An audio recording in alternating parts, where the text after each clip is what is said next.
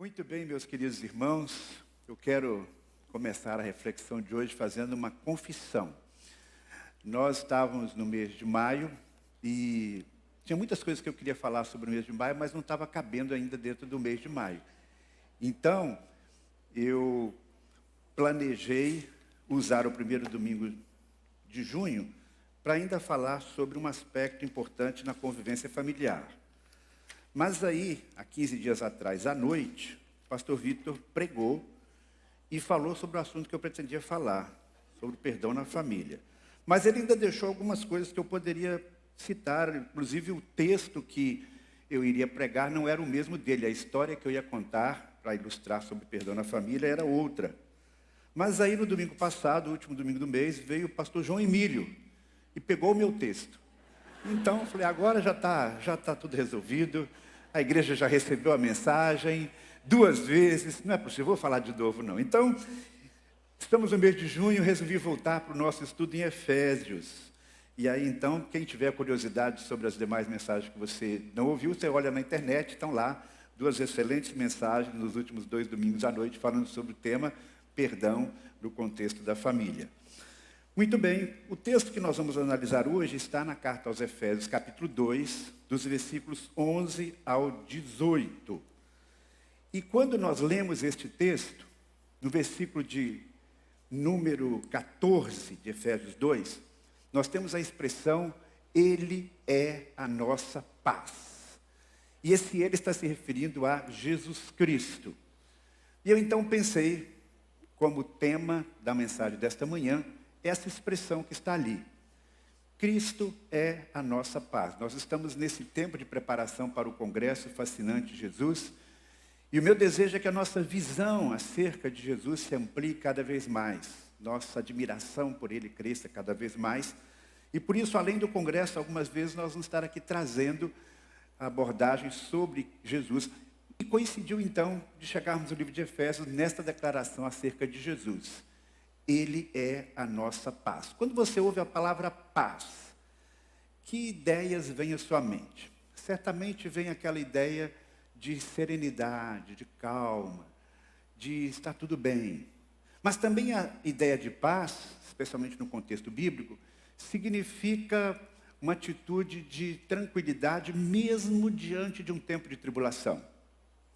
Quando nós pensamos em paz, nós podemos pensar também numa atitude de resiliência. Também podemos imaginar paz como sendo a ausência de conflito entre as pessoas. Mas existe uma ideia ainda mais ampla da paz como sendo harmonia, não apenas ausência de conflito, mas harmonia. Harmonia com Deus, harmonia com o próximo. Quando nós pensamos no contexto desta declaração de que Cristo é a nossa paz, eu penso que este último conceito, harmonia com Deus e harmonia com o próximo, cessar a inimizade com o outro e aí cessar a inimizade com Deus, é a ideia que o texto nos traz acerca da obra de Jesus. Esse texto, no versículo de número 11, começa com a expressão portanto. Então, essa expressão, portanto, nos liga àquilo que ele tinha escrito anteriormente. E o que está escrito no parágrafo anterior é que nós somos alvo da graça de Deus e recebemos a graça de Deus pela fé em Jesus. E quando então nós temos esta fé que vem e traz a graça de Deus, uma graça transformadora, nós vamos cumprir o propósito para os quais nós somos criados para as boas obras. E compreendendo então essa dimensão das boas obras da nossa vida, ele dá um passo seguinte e ele vai explicar então qual era a condição nossa e daqueles irmãos gentios, irmãos de Efésios, da cidade de Éfeso, e o que aconteceu a partir da obra de Jesus Cristo na vida dele. Vamos então ler o texto nos seus primeiros versículos, quando lemos assim: portanto, lembrem-se que anteriormente vocês eram gentios por nascimento e chamados de incircuncisão pelos que se chamavam circuncisão, feita no corpo por mãos humanas, e que naquela época vocês estavam sem Cristo, separados da comunidade de Israel, sendo estrangeiros quanto às alianças da promessa, sem esperança e sem Deus no mundo. Na Bíblia nós temos a ordem para nos lembrarmos de alguma coisa. Hoje, por exemplo, nós vamos celebrar a ceia, que é um memorial, quando nós nos lembramos do sacrifício de Jesus na cruz. A Bíblia diz que nós devemos nos lembrar de algumas coisas e devemos nos esquecer de outras coisas. E uma das coisas que nós devemos nos lembrar, que nós nunca devemos esquecer, é quem éramos antes de sermos alcançados pela graça de Deus. Porque quanto for maior a consciência de quem nós éramos, ou de quem nós poderíamos ter sido, não fosse a graça de Deus, maior será a percepção da grandeza do amor de Deus por nós. Voltando então ao texto no seu significado original. Paulo está escrevendo aos cristãos da cidade de Éfeso. Obviamente, esses cristãos são, em sua maioria, gentios. E para quem, por um acaso, esqueceu o que é um gentio, eu vou relembrar. Paulo está falando, e lembro, vocês eram gentios. Gentio é todo aquele que não era judeu. Você pode pensar, isso não é uma coisa tão importante, mas naquele contexto da revelação na igreja primitiva, de expansão do cristianismo, isto era algo muito significativo. Por quê? Porque, na verdade, a igreja cristã nasceu no meio judeu. Jesus era judeu, seus discípulos todos eram judeus. A igreja de Jerusalém era composta majoritariamente por judeus. E ela foi crescendo ali em Jerusalém, na Judéia, com judeus. Depois foi preciso quebrar uma série de barreiras para que as pessoas pudessem compreender que o evangelho, que a proposta do cristianismo não era uma proposta apenas para os judeus. Que o cristianismo não era apenas uma seita dentro do judaísmo. Dentro do judaísmo havia várias ramificações. Os fariseus, os saduceus, os essênios, diversos grupos. Mas o grande desafio que a igreja primitiva enfrentou foi exatamente ampliar a sua visão. Entender que o evangelho deveria realmente alcançar os gentios, chamados pagãos. Aqueles que não tinham o conhecimento e as experiências, a história que eles tinham. E a igreja então foi se expandindo. Agora, há um detalhe muito interessante. O povo judeu, ele tinha uma consciência muito grande do privilégio dele, ao ter sido escolhido lá no passado, muito obrigado, lá no passado, como sendo aquele povo a quem Deus se revelou de forma especial. Aquele povo que vem de Abraão, aquele povo que vem de Moisés, aquele povo que é liberto, que tem uma história com Deus. E aí então, esse povo, que deveria, na visão de Deus, ser um exemplo para o mundo, levar outras pessoas a conhecer o verdadeiro Deus, ele não apenas falhou na sua missão, de ser uma luz entre os povos, mas ele adotou uma atitude de arrogância, de prepotência e de desprezo em relação a todos os outros povos. E grandes barreiras foram sendo construídas entre o povo judeu e todo o restante da humanidade. Esses cristãos judeus, ou melhor, esses cristãos de Éfeso, eles estão então nesse grupo de pessoas com quem os judeus, e até mesmo os cristãos judeus, tinham grandes barreiras. Para você entender a importância dessa declaração de Jesus, de que Cristo é a nossa paz, você deve pensar que esse atributo de Jesus, essa característica de Jesus, naquele contexto, era extremamente relevante, era extremamente necessária, porque a descrição que ele faz do mundo naquele contexto é de um mundo distante de Deus e um mundo dividido entre gentios e judeus. O apóstolo Paulo vai falando aqui de algumas situações que eram bem claras na mente, no coração daquelas pessoas para quem ele estava escrevendo aquela carta. Ele diz aqui, vocês gentios estão separados da comunidade de Israel. Repito, isso para nós hoje não tem quase nenhum valor. Dizer, você está separado da comunidade de Israel não é uma coisa tão relevante, mas naquele contexto sim. Porque de onde é que estava vindo o evangelho? De onde é que estava vindo a mensagem de salvação? Exatamente dos judeus. Diz, lembrem-se, vocês não fazem parte desse povo de Jesus, vocês não fazem parte desse povo original, sob o ponto de vista humano, sob o ponto de vista de raça. A Bíblia começa com uma declaração acerca da unidade de toda a raça humana, a partir de Adão. Mas depois, o pecado vai crescendo, vem o dilúvio, e logo depois da descrição do dilúvio, há uma descrição da formação dos povos a partir dos filhos de Noé. E esses povos então começam a se dividir e ganhar características próprias. Está lá na Bíblia, no capítulo 10 de Gênesis. Logo em seguida, nós temos a Torre de Babel. E na Torre de Babel, esta divisão que já se configurava, ela cresce ainda mais, com novas línguas do povo, falando cada um uma língua e se espalhando cada vez mais uns dos outros. Mas Deus diz para Abraão: Abraão, em você serão benditas todas as famílias da terra. Em você vai haver uma reunificação. Não através do Abraão enquanto pessoa, mas através do seu legado de fé. E ele está apontando então lá para frente.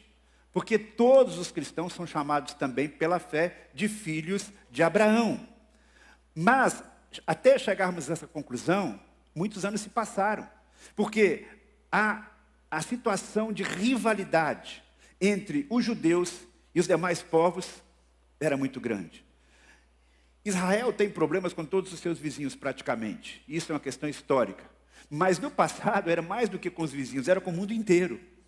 Porque eles pegaram esse privilégio de serem escolhidos por Deus para revelar Deus e se transformaram em pessoas arrogantes e que desprezavam os demais. Para você ter uma ideia, nos dias de Jesus, nos dias que Paulo estava escrevendo esta carta, diziam os judeus entre si que os gentios tinham sido criados por Deus para alimentar o fogo do inferno. Não era lícito sequer prestar ajuda a uma mulher grávida, gentia, porque eles diziam, se esta mulher der um filho, esse filho vai ser mais um gentio no mundo. A barreira deles era total. Se um rapaz judeu se casasse com uma moça gentia, ou uma moça judia casasse com um gentio, tanto esse rapaz quanto a moça tinham um enterro simbólico deles, dizendo, vocês morreram, vocês não fazem parte mais da nossa família. Além disso, os gentios não tinham licença para chegar perto do templo, para entrar no pátio que era dos judeus. Na verdade, havia em torno do templo uma muretinha de 1,5 metro, e nesta mureta havia uma série de placas. E olha só o que estava escrito naquelas placas. Diz assim, os que ultrapassarem esta barreira serão mortos. Direto. Não tinha nem assim, não é que vai ser punido pela lei, não, serão mortos. Não era não ultrapasse, era você passou daqui, e dizia em uma outra placa lá maior, num determinado lugar, foi encontrada essa placa anos depois, o seguinte, nenhum estrangeiro poderá passar além da barreira e do recinto ao redor do templo. Quem for achado assim, fazendo, terá de culpar a si mesmo pela sua morte que se seguirá. Então não tinha escapatória, não tinha julgamento, não tinha nada. Você é separado, não pise aqui, quero você longe, você é um incircunciso. Se alguém chamar você de incircunciso, isso não significa nada, não é? Mas naquele tempo, para eles era uma ofensa muito grande, porque a circuncisão, uma cirurgia feita apenas nos homens, era um sinal físico da aliança com Deus, dizer, você faz parte do povo de Deus. Então, quando um judeu olhava para um gentio e dizia, você é um incircunciso, está dizendo, você não faz parte do povo de Deus, você não tem essa marca em você, você não tem comunhão com Deus de jeito nenhum. E Paulo, mesmo sendo judeu cristão, com o esclarecimento que ele tem, ele disse, olha, num certo sentido, não era para ser tratado assim, não é para agredir o outro, mas no fundo, esse povo pagão, esses judeus de fato, não participavam dessa comunidade judaica. Eles de fato não têm a história que nós temos. Eles não conhecem ao Deus que nós conhecemos. Eles nunca esperaram o Messias. Eles não têm as promessas que Deus nos deu através de Abraão e depois renovou através de Moisés. Então, essa ideia de que eles estavam sem Deus, não é que eles não tivessem nenhum Deus. Só que os deuses deles eram deuses falsos, eram os deuses da Grécia, os deuses de Roma. E ele diz, esses deuses não davam para vocês esperanças concretas em relação à vida futura. Era uma esperança turva. Então, por isso ele diz, vocês estavam, antes de conhecer a Cristo, antes de conhecer o Evangelho, sem esse contato com essa comunidade de onde Jesus Cristo veio, vocês não esperavam os Messias, vocês estavam sem esperança, vocês estavam realmente perdidos. Por isso, conhecer a Jesus foi um grande privilégio que vocês experimentaram. A gente não entende, talvez, a dimensão disso, porque nós vivemos numa cultura chamada cristã. Quando uma pessoa se converte aqui no Brasil, nos Estados Unidos e até mesmo na Europa, ela já conhece alguma coisa do Evangelho. Ela já ouviu falar de Jesus, ela já ouviu falar, ela já sabe alguma coisa sobre a salvação, ela já conhece alguns princípios morais do cristianismo. Ela vive numa sociedade que, numa certa medida, ainda preserva ou tenta preservar aquilo que nós chamamos de herança judaico-cristã. Mas imagine alguém que vivesse num lugar completamente isolado, como existe hoje no mundo. Lugares onde a pessoa não teve acesso à mensagem do Evangelho, em que apenas domina uma religião local muito diferente de tudo aquilo que a gente crê, sem valores cristãos. Essa era a situação das pessoas lá na cidade de Éfeso. Esta era a situação daqueles cristãos da igreja de Éfeso. Eles eram pagãos, eles não conheciam nada do Evangelho, eles não tinham esses valores que nós conhecemos. Por isso que o contraste e o impacto do Evangelho na vida deles era muito grande, era muito forte. Mas isso acontece, meus irmãos, não somente com pessoas que não têm oportunidade de conhecer o Evangelho, viver no mundo ocidental. Até mesmo na nossa sociedade há pessoas que vivem, embora perto da gente fisicamente, embora tendo acesso à rádio, televisão, à mensagem do Evangelho, pela internet, de tantas formas, mas elas vivem numa bolha, elas vivem num contexto em que, como se Deus não existisse. E vivem sem esperança, e vivem sem um relacionamento com Deus. Então, quando essas pessoas experimentam a mensagem do Evangelho em sua vida verdadeiramente, há, na verdade, uma mudança radical. Porque elas vão experimentar aí algo que elas nunca experimentaram, que é a paz. A paz com Deus e a paz com o próximo. E aí nós temos então, na sequência do texto, essa expressão. Mas agora quando? A partir do momento que conheceram Jesus, em Cristo Jesus, vocês que antes estavam longe, foram aproximados mediante o sangue de Cristo. Então essa expressão, aí no versículo 13, mas, ela é muito importante. Ela é semelhante à expressão que está lá no versículo 4, quando contrasta a vida antiga com a nova vida em Cristo. A obra de Jesus é uma obra pacificadora. Ele aproxima quem está longe. Ele quebra barreiras. E esta obra pacificadora tem a ver com Deus e tem a ver com o próximo. É interessante esta percepção de proximidade que o povo judeu tinha em relação a Deus. Eles não souberam usar isso, mas eles tinham essa noção. Tanto assim que Moisés, quando está falando do relacionamento do povo com Deus, lá em Deuteronômio capítulo 4, versículo 7, ele diz algo muito interessante. Ele diz assim, que grande nação há que tenha deuses tão chegados a si, como o Senhor nosso Deus. Por outro lado, no Antigo Testamento especialmente, todas as nações são retratadas como aquelas que estão longe de Deus. Lá em Isaías há inclusive uma profecia que diz, trazei os meus filhos de longe, referindo-se ao Messias. Então, a aproximação do povo com Deus, ela existe por meio de Jesus Cristo.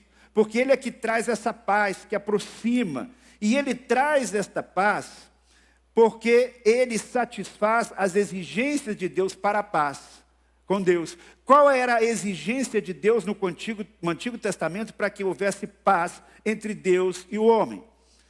Quais eram as exigências dos deuses para que houvesse paz entre eles e os seres humanos? A ideia de um sacrifício. O sacrifício era uma oferenda de paz. Cometeu um erro, cometeu um pecado. Como é que eu vou pagar esse erro, esse pecado? Vou fazer um sacrifício aqui, de acordo com o que Deus está prescrevendo, para que meus pecados sejam perdoados e eu possa ter paz com Deus. Jesus Cristo vem. E João Batista apresenta Jesus como o Cordeiro de Deus. Então Jesus Cristo vem como Cordeiro de Deus e Ele então se coloca como esse Cordeiro que vai trazer a paz. Ele é o Cordeiro Pascal. E através de Jesus Cristo nós temos então o perdão dos pecados e tendo o perdão dos pecados nós nos aproximamos de Deus, nós temos paz com Deus. É o que nós celebramos na ceia. Então, Jesus Cristo, por meio do seu sangue na cruz, nos traz a paz. Se não houvesse o derramamento de sangue na cruz, não haveria possibilidade desta paz perfeita por causa da nossa pecaminosidade e da santidade de Deus, que são incompatíveis. Mas o sangue de Jesus Cristo nos purifica de todo o pecado.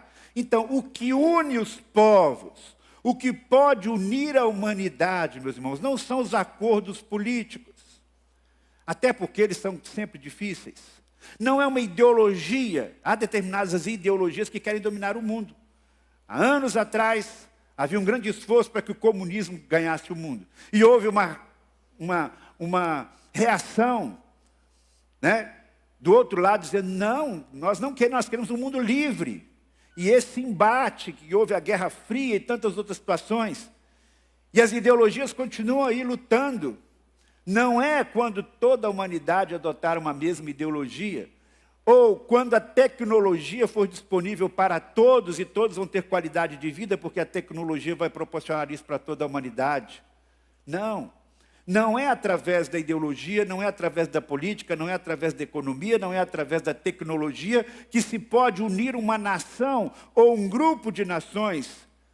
Somente Jesus Cristo, que é a nossa paz, pode promover esta união entre as pessoas.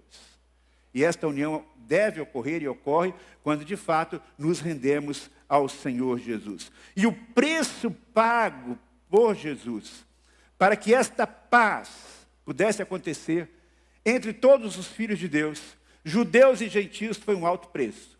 Foi um preço que ele pagou na cruz, como muito bem sabemos, o seu próprio sangue.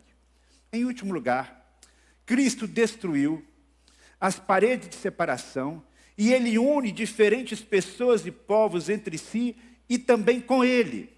Vamos ler então aí a partir do versículo 14. Pois ele é a nossa paz, o qual de ambos fez um e destruiu a barreira, o muro de inimizade, anulando no seu corpo a lei dos mandamentos expressa em ordenanças. O objetivo dele era criar em si mesmo dos dois um novo homem, fazendo a paz, e reconciliar com Deus os dois em um corpo, por meio da cruz, pela qual ele destruiu a inimizade. Ele veio e anunciou a paz a vocês que estavam longe, e a paz aos que estavam perto. Pois por meio dele, tantos nós como vocês temos acesso ao Pai por um só Espírito. Você percebeu aqui essa dupla obra de Jesus por meio da cruz? Ele diz, vocês que estavam longe, e os judeus que já estavam mais perto, porque tinham um relacionamento com Deus, histórico, agora estão unidos. Agora vocês estão no mesmo pé de igualdade. E esta união, ela acontece não somente com Deus, mas ela acontece também agora entre vocês. Por quê? Porque havia uma barreira entre vocês. E esta barreira foi quebrada. Qual era esta barreira? Esta barreira tem dois aspectos. Um é o aspecto da própria lei. A lei que Deus deu a Moisés, ela tinha dois aspectos, o aspecto moral e o aspecto cerimonial. Quando Jesus Cristo veio, ele disse, eu não vim simplesmente abolir a lei, eu vim cumprir a lei. Ele estava falando de um aspecto moral, porque os grandes princípios morais de Deus do Velho Testamento não mudaram em relação ao Novo. Mas num outro aspecto, e isso aí é o que o Paulo está apontando, e Jesus na sua vida vai demonstrar isso, ele aboliu alguns aspectos da lei. Ele não cumpriu todas as minúcias da lei judaica na sua parte cerimonial. Porque elas eram específicas para o tempo do Antigo Testamento. Por isso ele não guardou o sábado como os outros guardavam. Por isso ele fez o bem quando os outros achavam que ele deveria simplesmente guardar a lei de uma forma legalista. Então, a lei cerimonial envolvia circuncisão, envolvia a guarda de dias santos, envolvia dieta alimentar em diversos aspectos. Há uma série de procedimentos específicos daquela lei cerimonial. Em Cristo essas leis foram abolidas, porque se essas leis não tivessem sido abolidas, nós teríamos que guardar tudo aquilo que o Velho Testamento prescreve. Em Cristo a lei foi abolida como um meio de ser justificado. Porque se no Antigo Testamento havia uma tentativa de justificação por meio da lei, em Cristo isso se acaba. Por quê? Porque Jesus cumpriu a lei. Por isso que o texto diz aí, em sua carne ele cumpriu a lei. Ele cumpriu a lei em sua carne quando ele viveu dentro dos princípios éticos e morais da lei. E ele aboliu a lei em sua carne quando ele morreu na cruz e ele foi ali como Cordeiro de Deus, o aniquilador daquele sistema para chegar até Deus. Um outro aspecto importante foi aquilo que eu falei, havia um muro em torno do templo. que o templo, lembre-se, era o lugar da habitação de Deus. Estar no templo era estar na presença de Deus. Embora houvesse uma noção de que Deus era onipresente, mas era muito mais forte essa ideia de um Deus que está concentrado e preso e adorado num só lugar. Tanto assim que o judeu, quando orava, ele orava sempre em direção a Jerusalém, em direção aonde estava o templo. Até os dias de hoje é assim. E aí então, aquela barreira, quando Paulo escreveu isso, aquele muro de 1,5 metro, ele ainda estava de pé, fisicamente. Esse muro só foi destruído nos anos 70. Paulo está escrevendo antes disso, mas ele diz, esse muro já caiu, esse muro já não existe mais. A parede de separação já foi derrubada. Quando? No momento em que Jesus morreu na cruz, no momento em que o véu se rasgou de alto a baixo, nesse momento, essa separação entre judeus e gentios deixou de existir, porque é uma nova dinâmica, porque Jesus Cristo é a nossa paz. Portanto, meus queridos irmãos, nós precisamos valorizar esse privilégio que nós temos em Cristo Jesus. Deus se revelou a um povo, lá no Antigo Testamento. Se revelou a Moisés, se revelou a Moisés, aos profetas, mas o projeto de Deus sempre foi nos alcançar. Sempre foi estender a sua graça para todos nós. Sempre foi nos tirar das trevas para a luz. Sempre foi ter comunhão conosco. E nisso Jesus é fundamental. Cristo é a nossa paz.